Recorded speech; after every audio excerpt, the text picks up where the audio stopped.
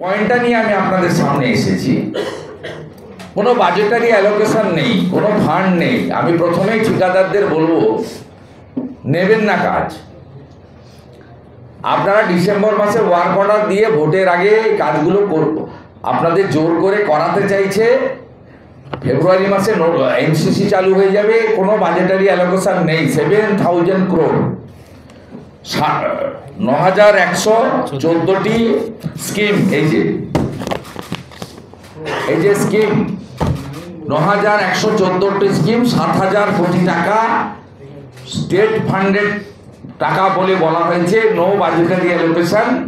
এবং এর আগে আপনারা যেমন মানরেগায় মেটেরিয়াল সাপ্লাইতে, পিএইচির কাজে এবং পথশ্রী বলে যেটা হয়েছে, এটা পথশ্রী নামে লুটোশ্রীর কর্মসূচি এসেছে। মুখ্যমন্ত্রীর অনুমোদিত, ভাইপোর পরিকল্পিত, পঞ্চায়েত দপ্তর, পঞ্চায়েত সচিব তার দ্বারা নির্মিত।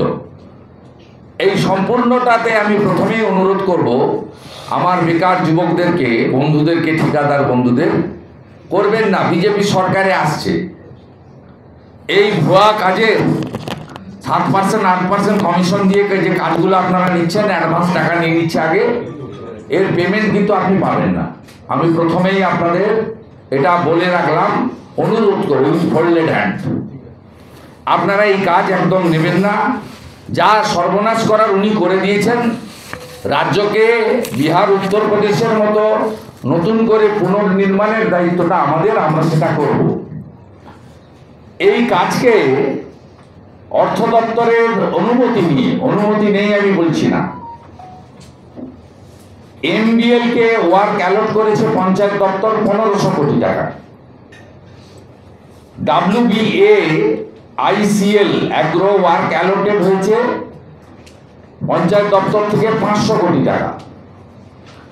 WBSR দিয়ে 3,350 কোটি টাকা, যার চেয়ারম্যান বিখ্যাত বীরভূমের যেই 2.5 বছর জেলে থাকা মাল। জেলা পরিষদ 770 কোটি টাকা, পঞ্চায়েত সমিতি 900 কোটি টাকা। এই টেন্ডারগুলোতে আমাদের কাছে 3 জায়গা থেকে স্পেসিফিক ইনফরমেশন আছে এবং আমরা ব্রোকারদের ছবি এখানে প্রকাশ করছি। যারা ম্যাকিন্টনস বার্গনের হয়ে এবং অ্যাগ্রোর হয়ে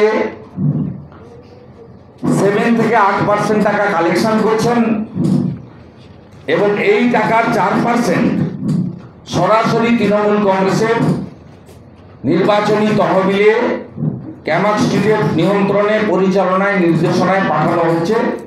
ইতিমধ্যে অনেকে টাকা দিয়ে ফেলেছেন। ম্যাকিন্টনস বার্গনের এমডি এবং অ্যাগ্রো ইন্ডাস্ট্রির ম্যানেজিং ডিরেক্টর তরুণ রাঙা, এর সাথে আরো কেউ আছে,